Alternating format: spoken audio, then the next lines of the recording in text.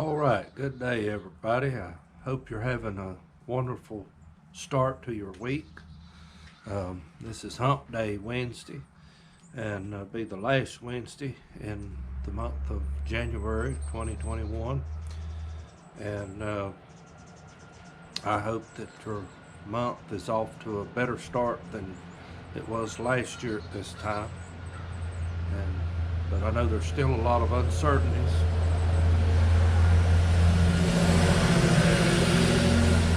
Guys, I apologize for all the noise, the background noise. I wanted to be over at the garden today, but it's raining, and so I had to set up here at home, and there's just multiple distractions around here. I actually have already made a talk time already, and it didn't work out, and so I had to start it all over again. And so anyway, we're going to try today and do this again, and hopefully we can get this uploaded so that it will come out for you on Wednesday.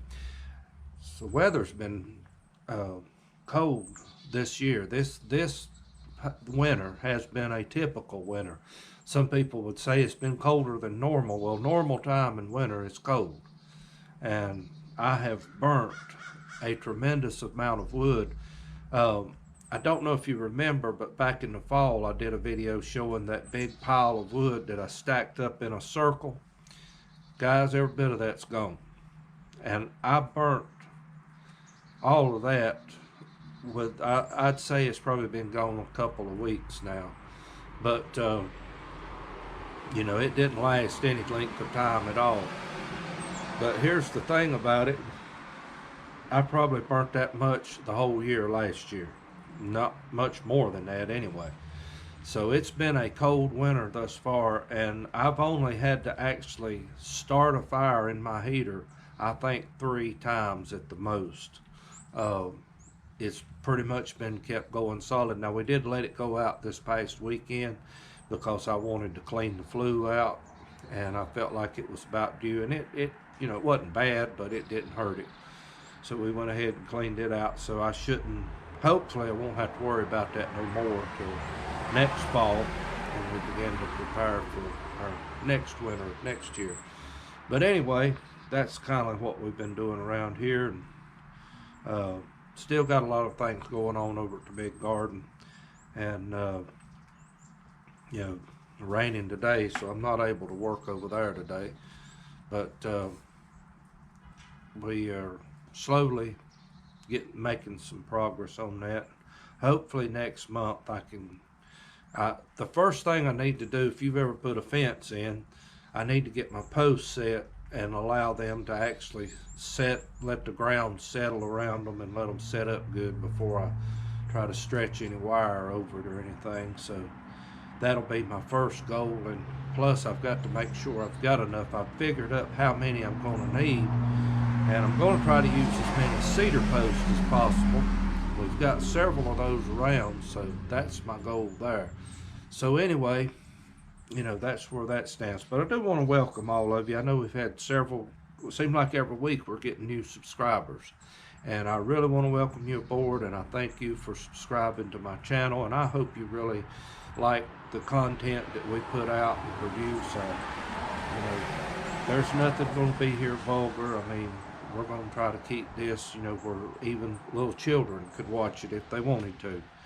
And but anyway, I do want to welcome you, and if you've been a long time subscriber, thank you for sticking with me, and I appreciate all the kind comments. I get so many neat comments. I'm probably one of the most blessed YouTubers they are. Now I'll probably jinx myself for saying this, but I very seldom have to deal with any kind of trouble in my comments, and so I feel that I'm blessed there, and I appreciate that. Those of you that you know, comment, and I enjoy reading your comments. Please don't think you're bothering me by putting a comment on my channel or on my videos, because I love that. But if you're not a subscriber, please subscribe, and don't forget to hit the little bell icon, and it'll notify you once I put up a new video. And another thing that I wanted to mention that you can do for me that would help, uh, guys, I had to take a sip of coffee.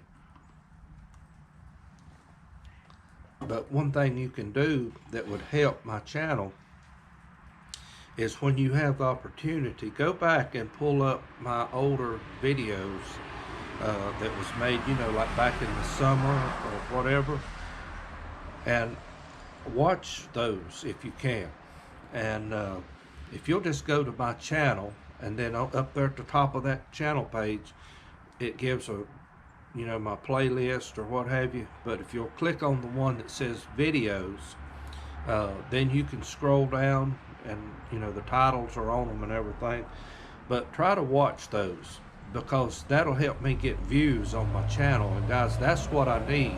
I need views. I'm not getting views much right now. I'm getting subscribers, and I'm thankful for that, but I need people to watch my videos. So if you could help me out with that, I would greatly appreciate that. If you get time. I know people's busy and their schedules are busy. I understand that. But if you do have the opportunity to do that, I would greatly appreciate it. So anyway, we're going to get right into our talk time today. And I want to talk to you today. I don't want to sound contradictory to kind of what people like us that prepare ourselves, to get ourselves, ready for the event of some hard times or whatever, and people that call ourselves homesteaders. I don't want to sound contradictory to what we practice and the things that we do, but because some people may take what I'm going to say today that way, and that's not where I want to go, and I hope I can make myself clear in that. But I want to ask you the question today is, what is your faith really in? I heard a gentleman yesterday. I was watching an interview with an older gentleman. He was in his upper 90s. And he was asked that question. He said, well, what is your faith in? And he said, my faith's in my religion. And of course, I'm not surprised. And I won't tell who the person was, because he's still alive and he's rather famous. But I kind of cringed on that, because my faith is not in my religion. My religion will let you down. Man will let you down. I'll let you down, and that's just the thing of it. And I wonder, it got me to thinking, what is people's faith really in? I know a lot of people, and I'm not necessarily talking now, don't get me wrong here. In regards to salvation, yes, our faith must be placed 100% solely in the finished work that Jesus did at Calvary, without a doubt. Nothing plus nothing minus nothing. But I'm not really talking, I will say this, I'm talking to people that are saved, that are born again, when I'm talking about this. But we're not really talking about the issue of salvation right here. But I want to talk to you today in the event that, we have a natural catastrophe, or, our electric grid is shut down, or, just any kind of bad thing would happen like that. It's easy to be, I think about the rich man that Jesus mentioned in the book of Luke. He had a certain field that brought forth plenty, and he run out of room to store all of his goods. And so what he done, he said, I'm going to tear down my barns, and I'm going to build bigger barns. And he said, then I will eat, drink, and be merry. More or less what he said he's going to do, he's going to retire. And Jesus approached him, the Lord did, and said, thy fool, tonight thy soul shall be required of thee. Then who all this stuff going to be? Now, I'm just paraphrasing, I'm not quoting it word for word. And, you know, the man had rested on the fact that he had done a lot of work, that he had stored up plenty. Nothing wrong with that, but he thought he didn't have to do nothing no more. And I'm afraid people get to that place in life that they store up, they prepare, and they do this and they do that, and they think they're invincible. Well, guys, we're not. Because you can prepare, you can have every I dotted and every T crossed, and you can do everything you can. And guys, all it would take would be a house fire, God forbid, or something like that, and everything you've worked for be gone in the bat of an eye. And so I don't cling to just because I've prepared and put up this and done that. That's not what I'm resting in. I'm thankful that we have that. I'm thankful that the Lord has provided a way that we can do that. Now, I'm grateful for that. But guys, that's not what my faith's in. There's a song, and I encourage you to look it up if you get the opportunity. The Primitive Quartet sings a song, but it's entitled, "My Hope is in the Blood." And if you can look that song up and listen to the words to that song, I encourage you to do so. I love that song every time I hear it. And, but guys, that's what my hope's in. My hope's in the Lord, nothing else. Paul was writing on one occasion to the Corinthians.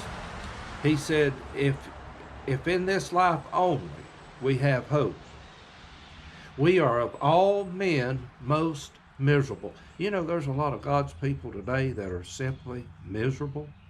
They have no hope but other than the tangible things of this world. That's all they have. That's all I've met them. I've had to deal with them. And guys, if they had money in their pockets, they were happy-go-lucky. But if they did, you could tell. You could tell when they got a big check. I mean, it just showed all over their face. They couldn't be still. And then once, poverty set back in, they were just humble. Where's those old-time people that didn't have nothing, but yet they had the joy of God about them? Y'all remember those? I do. And I mean, some of the poorest people you've ever seen in your life. And, I've shared this before, but I'll share it again. Somebody may need this to encourage them.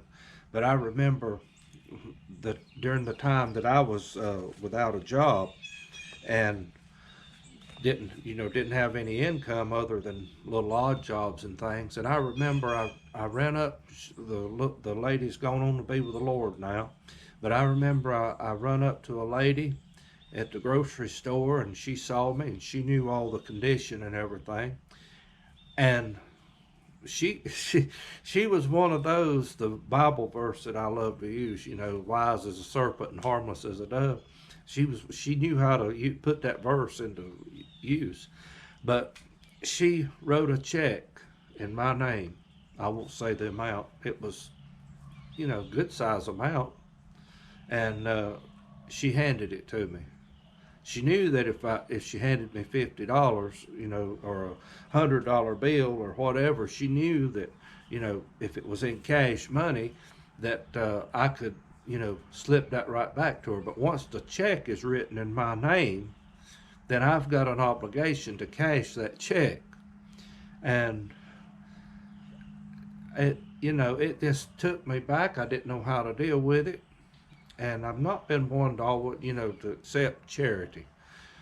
But I guess God had to get me in a place there. But anyway, I remember I said, "I wished you would not do this." She said, "Don't you dare rob me of a blessing."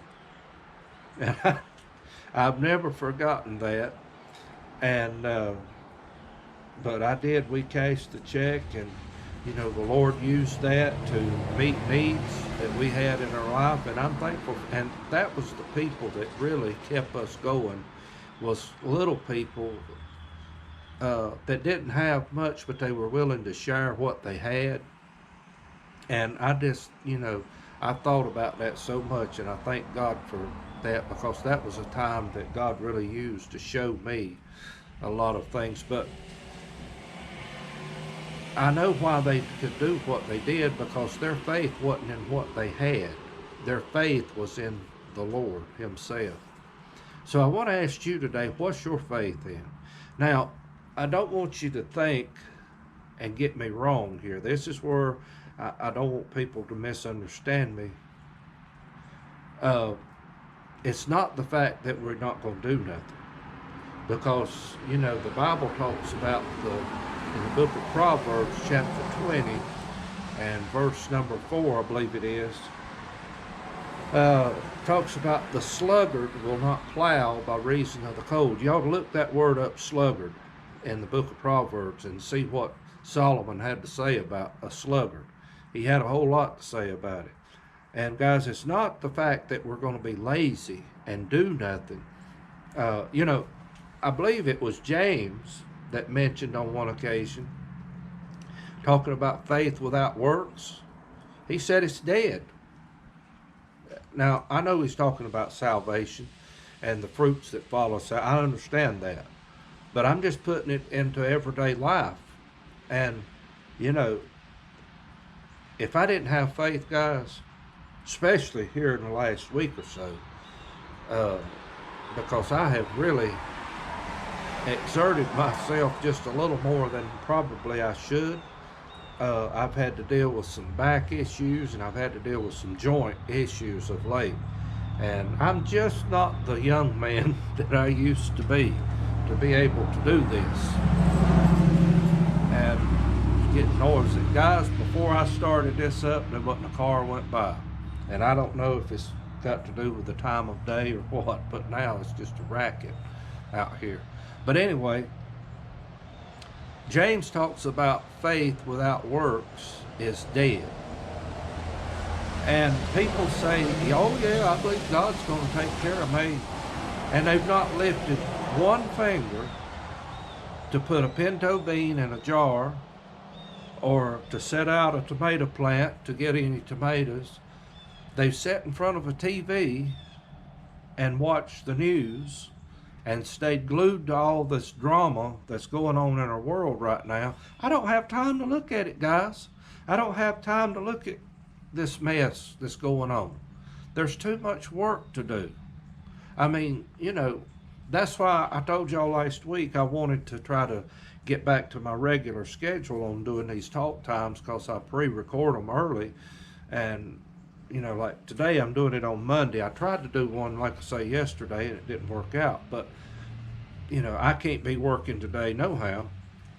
But hopefully, Lord willing, tomorrow we're going to get back over there and see what we can get done. But you've got to stay persistent.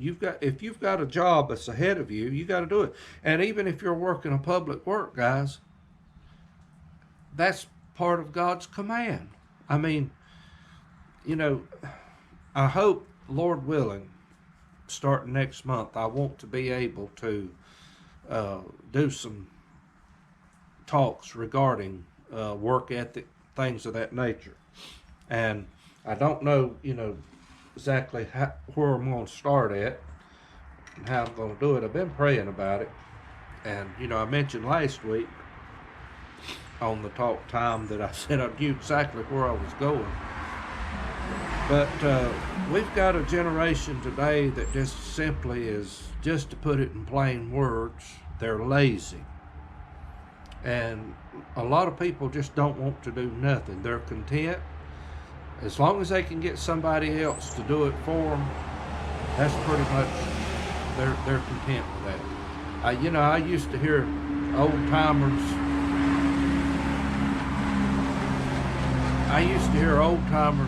years ago talk about they wouldn't strike a lick at a snake if they could get somebody else to do it for them. And there's a whole lot of truth to that. And guys, this is normally a quiet place, but when I set this camera up out here, I believe every car in the state of North Carolina goes by on this road. That's the gospel truth. But anyway, that's the way that goes. And there's people today that are just simply lazy. And I'm not talking about people that's lazy and expect God to bless them. you're just wasting your time. But guys, Paul was writing to the Ephesians over in chapter 6. Let me just turn there because I want to be sure that I get that exactly right. Got my Bible handy today. Ephesians chapter number 6. Yeah, here we go. In verse number 10, he said, "Finally, my brethren, be strong in the Lord and in the power of his might. Put on the whole armor of God, that you may be able to stand against the wiles of the devil. For we wrestle not against flesh and blood, but against principalities, against powers, against rulers of darkness of this world, against spiritual wickedness in high places. Wherefore, take unto you the whole armor of God, that you may be able to withstand in the evil day, and having done all, to stand.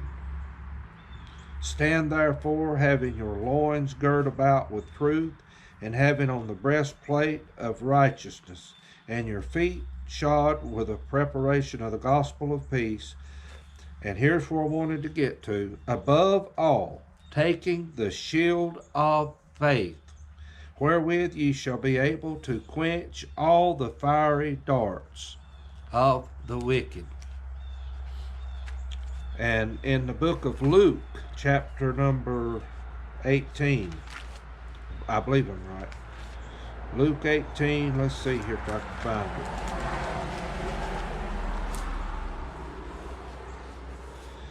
"And I tell you that he will avenge them." Now, what he was talking about here, there was a widow woman. Let's see here. It said, "There was a widow in that city. She came to him, saying, Avenge me of mine adversary.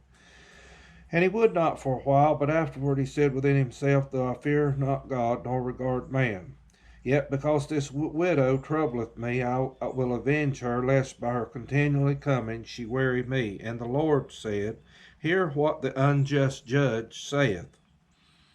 And shall not God avenge his own elect, which cry day and night unto him, though he bear long with them? I tell you, he will avenge them speedily. Nevertheless, when the Son of Man cometh, shall he find faith on earth?"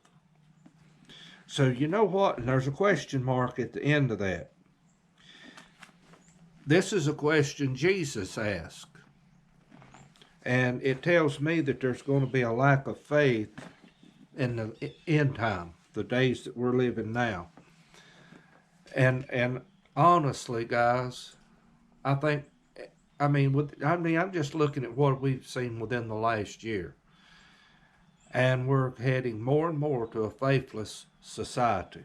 Now, there's people that tell that God has completely removed his hand from our great land. Well, I believe it's further away than it's ever been. I will say that. But I don't think he's took his hand teetotally off of our nation. And I'll tell you why. We've done been destroyed, believe me. And, I'm also aware of the fact that God cannot neglect his own. So, guys, listen to me. Our faith must be placed in him and him alone. So with saying that don't mean that we don't work, that we don't try to prepare and save and, put up for our families. That's not what I'm saying. But guys, I'm just simply saying to rest in him alone. That you've done all. After done all, you stand in him. You stand with your faith placed in nothing but him. And if you don't know him, if you've never received Christ as your Savior, I invite you to do so. Because, beloved, listen to me. He's the only way out of this world. He's the only way out. Just like in the ark, if you'll study that ark, and Noah and his family left that ark. You study this in Scripture. They left that ark the same way you and I are going to leave this world. You go home and you study that. And open your Bible and look at that. They went in through the door. And God shut the door. All right? But they didn't go out the same door that they went in. You need to study that and think on that for a little while. And I had a preacher to show me that years ago. I've never forgot it. And Noah went out just exactly the way we're going out, the way the church is going out. So anyway, guys, I don't want to be too long and keep you too long. But I really appreciate you watching. Have faith in Him. Don't get so wrapped up in all the... guys, there's a ton of noise that's going on right now. If you sit and dwell on it and listen at it, you're going to be as confused as a termite and a yo-yo. The best thing I can tell you to do is get in this. Get in the book of Proverbs. Solomon had a ton of things to say about wisdom. And, I mean, guys, just get in here. And why am I telling you that? Because I've done been down this road. I've done been down this road of worrying myself and fretting and sweating bullets and this, that, t'other. You know, and learning how to get in here and let this here calm me right down, because it works. It works every time. So guys, I encourage you to do the same. It'll help you. And I hope I've said something today that's been a blessing, that's been a help to you today. And I've had different ones of you that's commented to keep sharing the Word of God. So that's, with the help of God, that's what I'm going to do. I'll put it into just a little talk time. And I will say this is not to replace any church or any church service. If you belong to a Bible-believing church, that's where your place is to be. And I'm not here to replace that or anything. I'm just here to try to help and encourage God's people, and try to encourage anybody I can that's willing to be encouraged. And so guys, I'm going to get off of here today, and I hope this will help you. I hope that I've said something to enlighten you just a little bit, make your life just a little easier. So anyway, it will be. He said, my yoke is easy and my burden's light. Is that not what He said? And so anyway, don't mean the troubles go away. Don't mean the tribulation goes away. But beloved, we have faith in Him that He's going to get us through it. So anyway, you guys, y'all have a wonderful day. And thank you again for listening. Thank you for your time. And thank you from Little NC Farmer.